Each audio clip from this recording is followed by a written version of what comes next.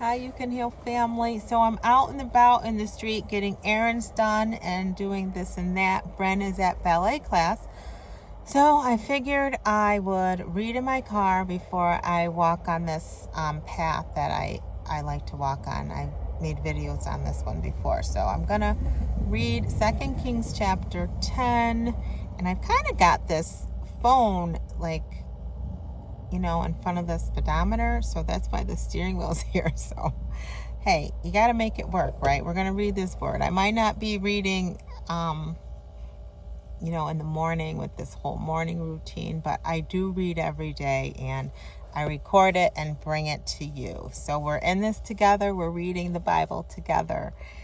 And you know what's funny? I was thinking yesterday when I was reading, and as I'm reading, I'm like, if I read that now, let me back up. I've read through the whole Bible before, but I think I must have read through it, but not really read through it, because a lot of these stories are taking me by surprise. And I think that it's because when God was like, read the Bible out loud, the whole thing, and it's really making me read the whole thing, because when you read out loud and I'm recording it and you guys are joining me, it's like I'm not missing anything. So I think this is, and actually I've read the Bible more than once. So I think, this time is the real time. So we're in this together for real. I was thinking about that yesterday when we were reading about Jezebel, because that just threw me right off. If you don't know what I'm talking about, go back and listen to yesterday. And Chrissy's comments were so funny yesterday.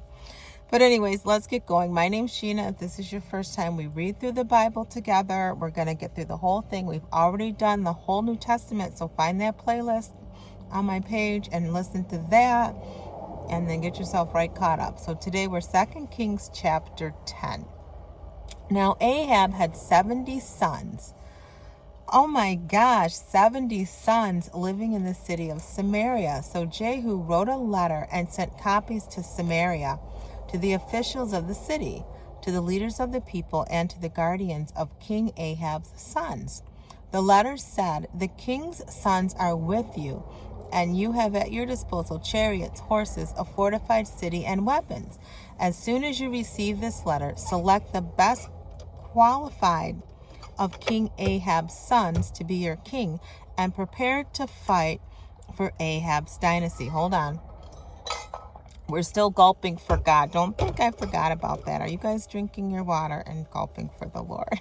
I think Tracy Ann and Lisa Smiles came up with that. I still think it's funny. Verse 4.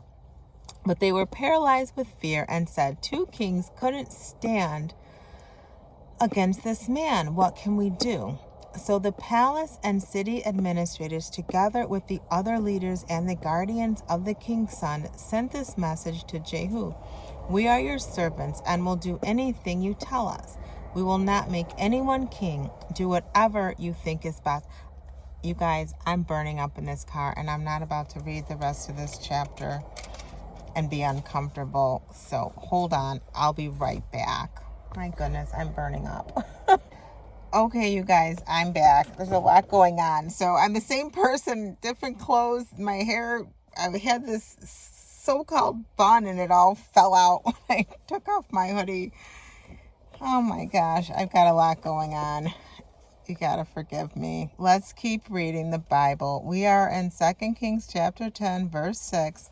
Jehu responded with a second letter: "If you are on my side and are going to obey me, bring the heads of the king's son to me at Jezreel at about this time tomorrow." Now the 70 sons of the king were being cared for by the leaders of Samaria. Oh, you know what? I didn't put that microphone on. Oh God, I hope you guys can hear me. Okay.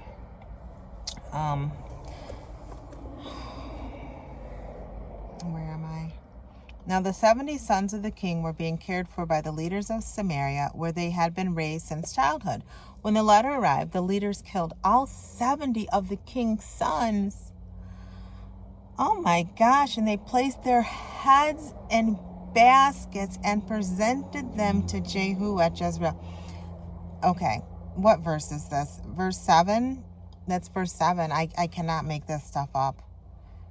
I cannot. So Jehu ordered, "Pile them These are the heads. Pile them in 2 heaps at the entrance of the city gate and leave them there until morning." In the morning he went out and spoke to the crowd that had gathered around them. "You aren't to blame," he told them. "I am the one who conspired against my master and killed him. But who killed all these? You can be sure that the message of the Lord that was spoken concerning Ahab's family will not fail. The Lord declared through his servant Elijah that this would happen." Then Jehu killed all of Ahab's relatives living in Jezreel and all his important officials, personal friends, and priests. So Ahab was left without a single survivor. Verse 12.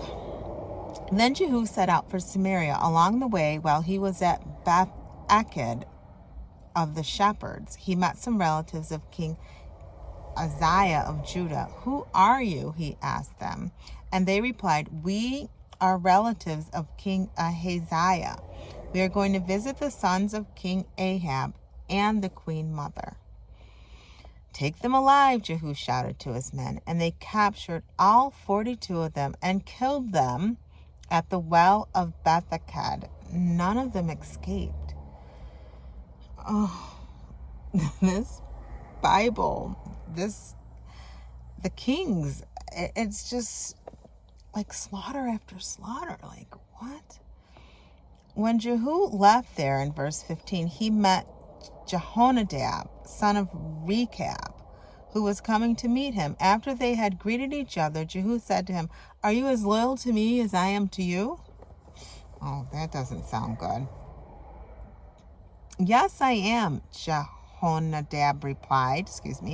"If you are," Jehu said, "then give me your hand." "I don't know if I would." So Jehonadab put out his hand, and Jehu helped him into the chariot. Then Jehu said, "Now come with me and see how devoted I am to the Lord." So Jehonadab rode along with him. When Jehu arrived in Samaria, he killed everyone who was left there from Ahab's family, just as the Lord had promised through Elijah.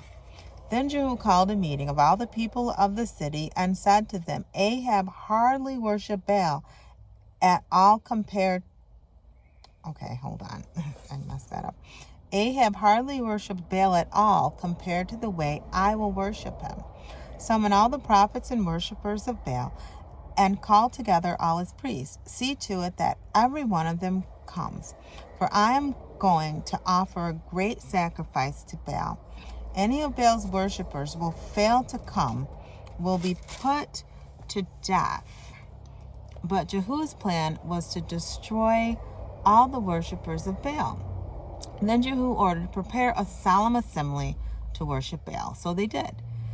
He sent messengers throughout all Israel, summoning those who worshiped Baal. They all came and filled the temple of Baal from one end to the other. And Jehu instructed the keeper of the wardrobe, "Be sure that every worshiper of Baal wears one of these robes." So robes were given to them.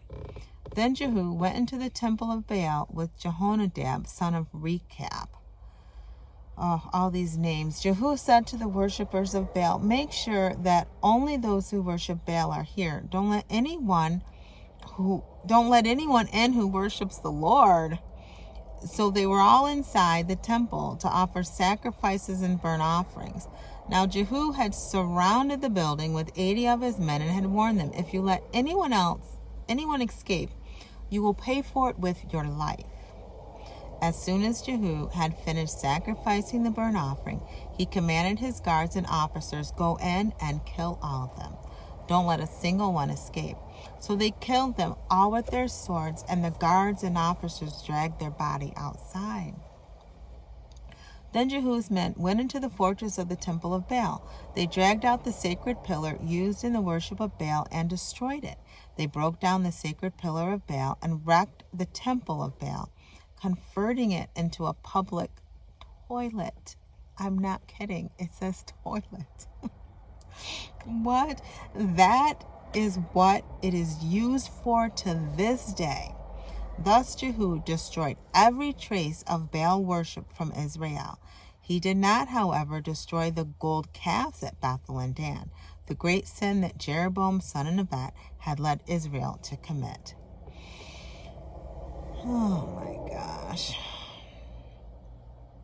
spiritual evaluation of Jehu. Verse 30. Nonetheless, the Lord said to Jehu, you have done well in following my instructions to destroy the family of Ahab.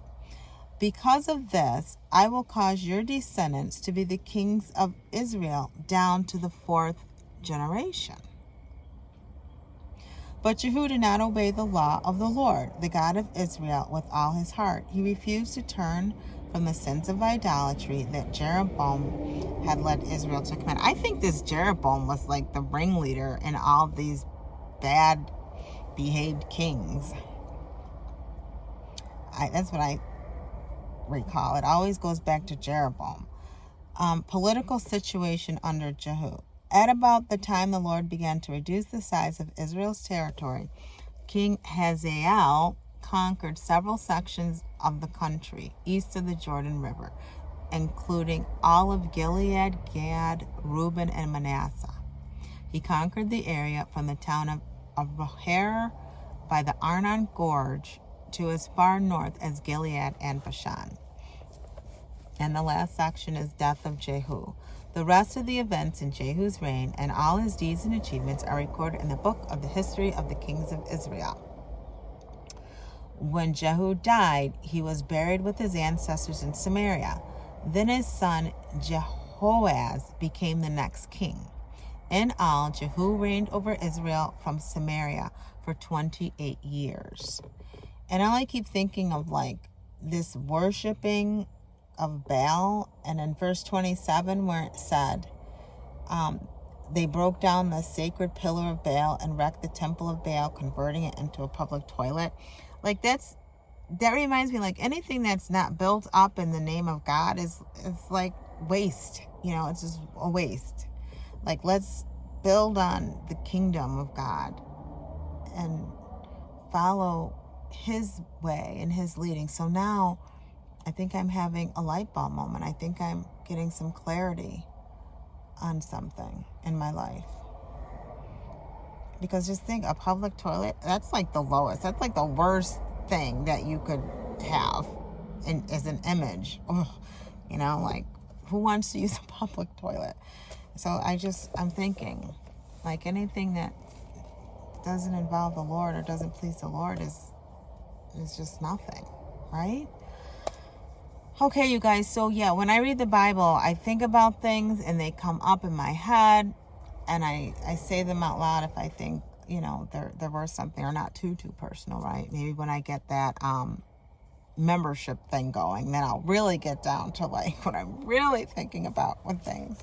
But that's chapter 10 in this chapter. I want to thank those of you who have been committed to this channel and listening and watching me. And another thing I just thought of, you guys, which is kind of funny, and I know, maybe I don't know, but I'm thinking maybe is there one out there who does this, like when your nails are painted and you think they look good, you like want to talk with your hands more. Because I was reading like this, and as I'm reading, honestly, you guys, I'm like, oh, I bet they can see my nail polish, but you couldn't because the steering wheel was blocking it. And I'm like, Shena, you need to humble yourself in the sight of the Lord, okay? That was just pure vanity and just... But anyways, it's kind of like in church when your nails are done, you want to lift your hands real high so everybody can see them. Come on, put it in the comments if you know what I'm talking about. So that's chapter 10, you guys. We'll be back tomorrow. Listen, always remember, true healing begins with self-love. Why? Because God is love and he lives on the inside of you. He's everything. He's my everything. And I just have to keep trusting him on this healing journey and everything that's going on in my life with my ex-husband. Just a lot's happening. We have our call Saturday where we're going to talk about acceptance in the this coaching program, these workbooks. Workbook 9 has to do with accepting the people from your past that have hurt you. And then workbook 10 next month, we'll talk about accepting yourself and how you, some choices you made and all that kind of thing. So let's get on that call tomorrow and let's have some good coaching, some good conversation, and just share and listen to each other so we grow and we keep on this journey. So I'm going to go ahead and say goodbye for now. I'm going to read the Jesus Calling. And I'll talk to you guys tomorrow. We'll be back tomorrow. Always remember, did I say that already? I think I did. I don't know. I'll talk to you later. I love you. Bye. Oh my gosh.